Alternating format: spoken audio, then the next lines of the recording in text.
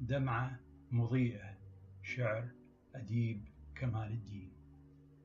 رأى دمعتي من يسوس الناس كما يسوس البغال، فأرادها نجمة تزين كتفيه العريضتين وسنواته العجاف. ورآها الطفل فأرادها لعبة تسليه وقت المساء ووقت الصباح. وأرادتها المرأة لتزين بها عقدها المتدلي بين النهدين.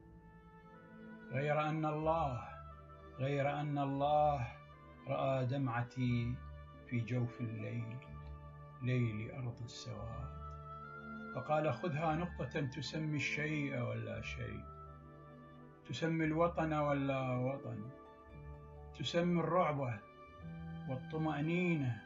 قال خذها ونم، فدمعتك صارت نقطة تضيء بزهد الأصلع البطين وتتألق بنجوم المعذبين.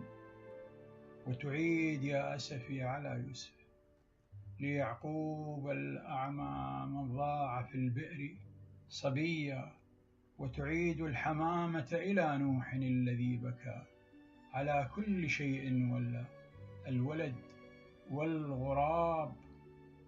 وتعيد يد موسى بيضاء من غير سوء آية للناظرين، وتربط على قلبك فلا يبدي من السر شيئا سوى السين والراء، سوى الماء.